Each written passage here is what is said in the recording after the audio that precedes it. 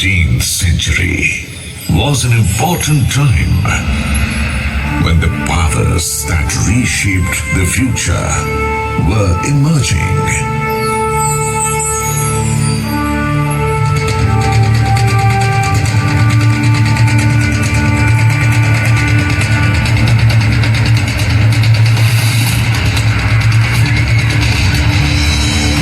Lodi dynasty took over the throne of Delhi. Babur was born in Central Asia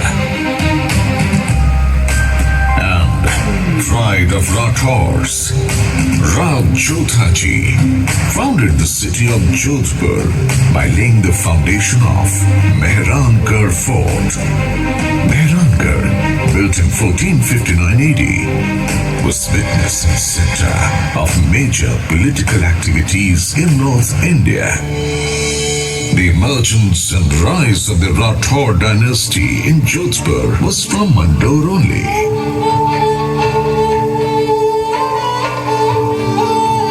In the northwest direction of Mehrangarh, after traveling for about 9 kilometers, I will welcome you with the remains of my fort. I am the fort of Mandor. I'm so ancient that I do not even remember who built me or when was I built. Even today, coins of the past, temple remains, archways, pillars, and exquisite sculptures continue to be found from Mandor.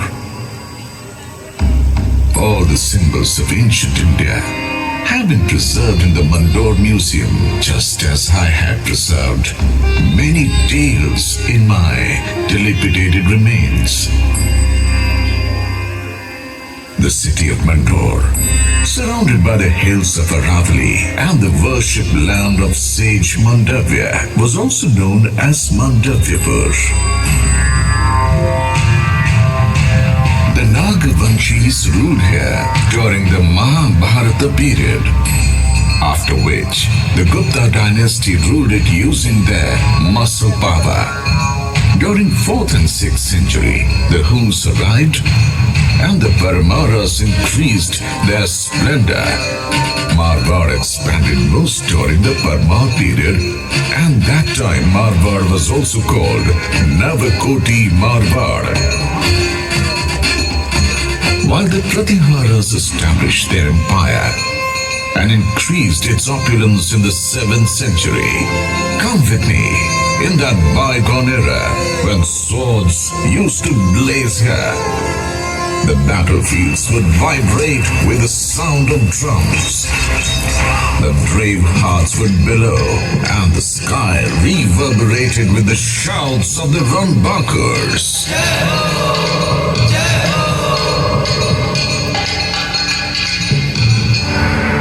In 1394 AD, the power of the Pariharas was fading.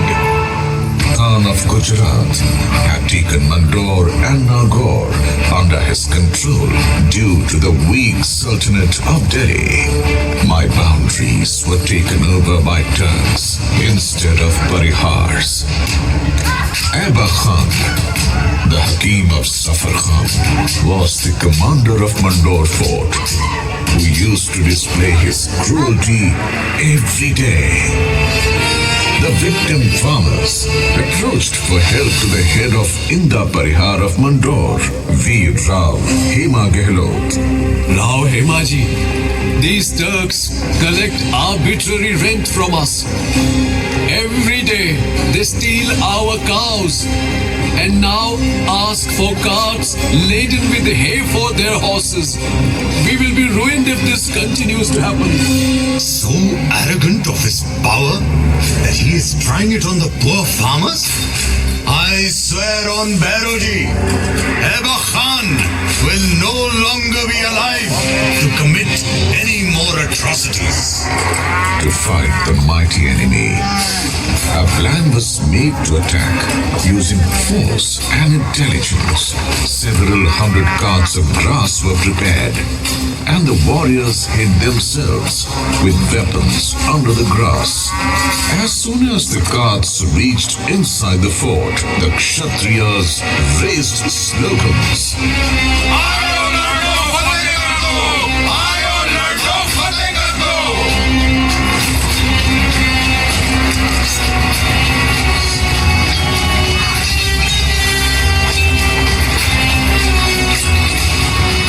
Turks did not even get a chance to recover from this sudden attack. When the majestic swords of brave Hema Gehlot, Samar Shur Rav Chunda Rathore, and the heroes of Marwar waved, the heads of the enemies were piled up. In memory of this victory, Rao Mahotsav is still celebrated in Mandor.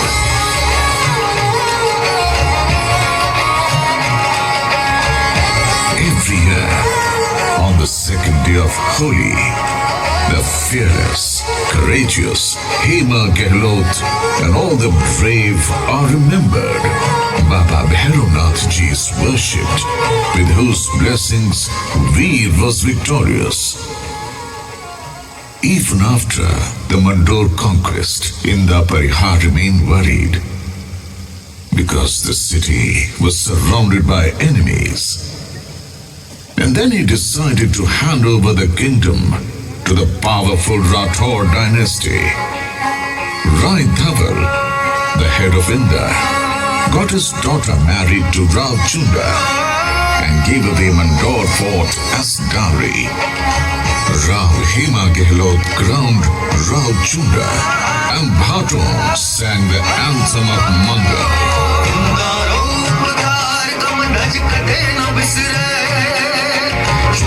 चवई चाड़ दी मांडो मर जाए जे इंदारो उपकार कम दज कदे न बिसरे Showing his skill and tactical acumen, मर जाए जे Rao Chunda expanded his empire and made Mandor the capital of Malvar. Rao Chunda attained the martyrdom in the Battle of Nagaur in 1423 AD, and his son Kana, Rav Ranmal, took over.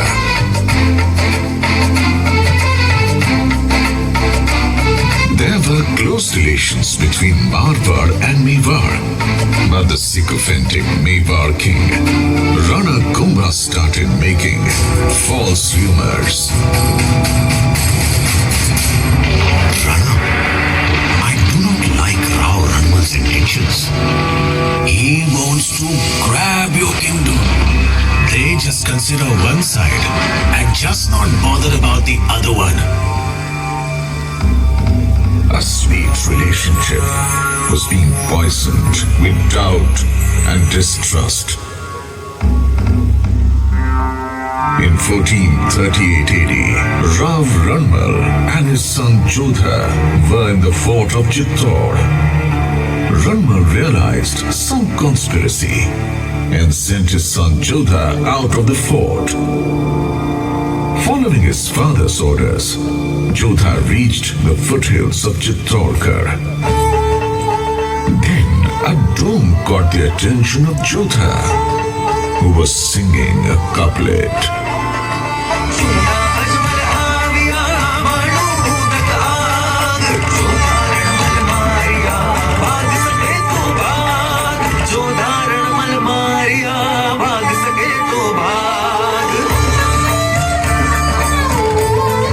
On the instructions of Rana Kumbha, Chunda killed Rav Ranmal. Marwar की ओर बढ़ चला, परंतु चूड़ा उसका पीछा करता रहा। वह राणा कुंभा का ताऊ था और मारवाड़ का पुराना बैरी। काल बनकर मेवाड़ की विशाल सेना जोधा के पीछे पड़ी थी और वीरों का वंशज अपने 700 स्वामी भक्त लड़ाकों के साथ उनसे जूझ रहा था। को साफ कर जब जोधा मंडोर पहुंचा तो उसके पास केवल 7 सैनिक बचे थे। पर चूंडा यहां भी आ पहुंचा।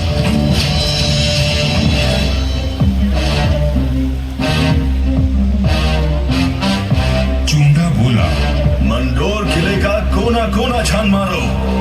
रणमल ने मेरे भाई राघव देव को मरवाया था, मैं उसके वंश का नाश कर दूंगा। हुजूर, जोधा जांगलू प्रदेश की ओर भाग गया है। आप कहें तो उसका पीछा करें। रहने दो, वहां रेतीले टीलों में भटक कर वो खुद ही मर जाएगा। तुम राणा कुंभा के पास संदेश भिजवाओ, मंडोर पर अब हमारा राज है। पिता की निर्मम हत्या की पीड़ा और राज खो देने का अपमान लिए जोधा भटक रहा था। हर ओर शत्रु घात लगाए बैठे थे, पर जुझारू जोधा ने आस और विश्वास नहीं खोया। 15 वर्षों तक संघर्ष और अथक प्रयास करने के बाद जोधा ने दुर्भाग्य को जीत लिया।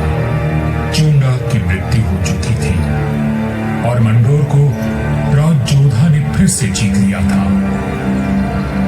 समय बदल रहा था और देश पर विदेशी आक्रमणकारियों का संकट घिराया था। ऐसे में एक दूसरे से लड़ने के बजाय मारवाड़ और मेवाड़ ने संधि करी।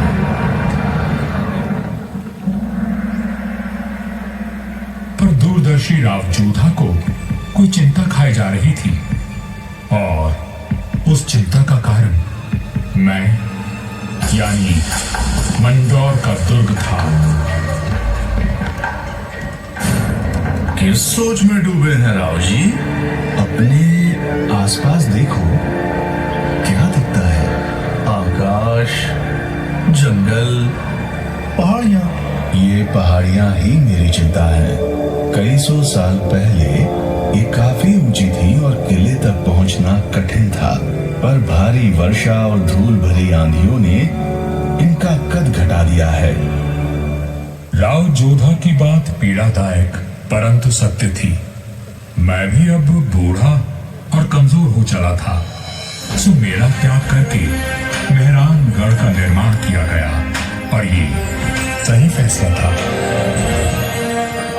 भारत में जब मुगलों का आगमन हुआ तो राठौड़ राजवंश ने उनसे सीधी टक्कर ली और हार माने बिना संघर्ष करते रहे। इस सब में मेहरानगढ़ ने प्रमुख भूमिका निभाई। जोधपुर का इतिहास प्रेरणादायक वीर गाथाओं से भरा हुआ है। त्याग और देशभक्ति के कीर्तिमान स्थापित करके इतिहास में अमर हो जाने वाले वीरों ने जोधपुर का सर सदा ऊंचा रखा है।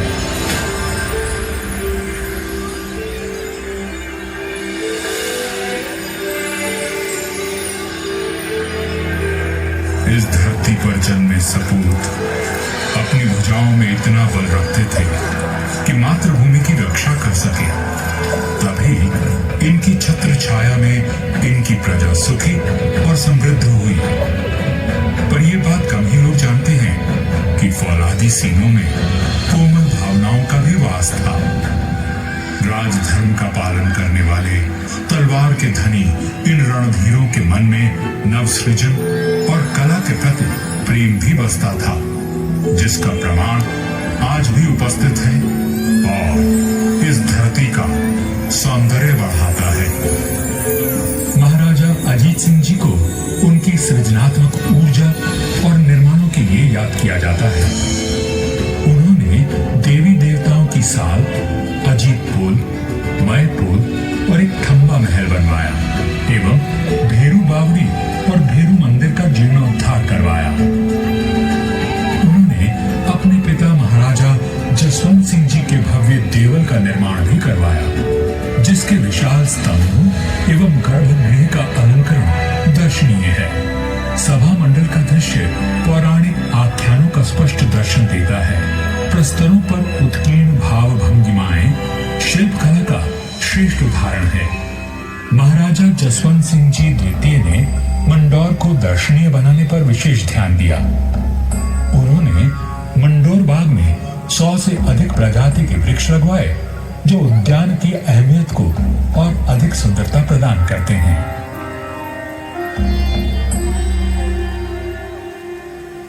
1896 ईस्वी में महाराजा सरदार सिंह जी ने मंडौर के बाग को और संवारा। महाराजा उम्मेद सिंह जी के समय 1923 और 1947 के बीच मंडौर उद्यान को आधुनिक रूप देने हेतु कई कार्य करवाए गए, जैसे नागादरी नहर का जीर्णोद्धार, देवलों व महलों के पास सुंदर बाग विकसित किए गए। इसके साथ ही 4 दीवारी व दोनों मुख्य द्वारों का निर्माण हुआ।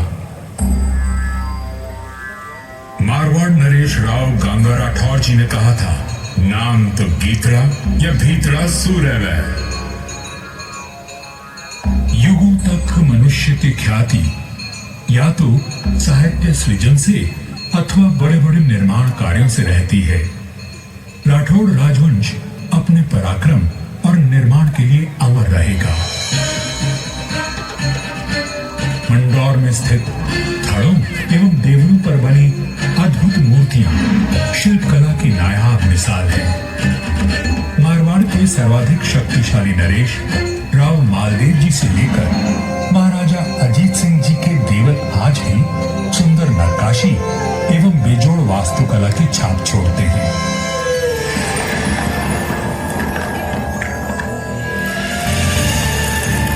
महाराजा अजीत सिंह जी के देवल का निर्माण इनके पुत्र महाराजा अभय सिंह जी ने संवत 1793 में शुरू करवाया, लेकिन इसे पूरा उनके प्रपौत्र महाराजा भीम सिंह जी ने संवत 1856 में किया।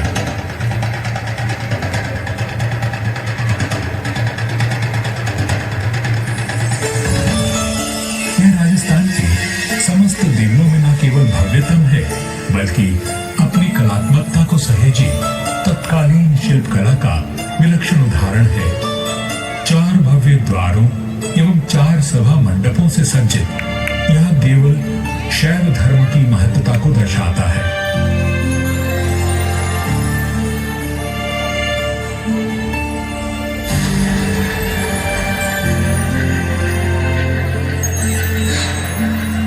आजादी के पश्चात यहाँ कई विकास कार्य करवाए गए और 1968 में यहाँ के महलों में संग्रहालय की स्थापना की गई।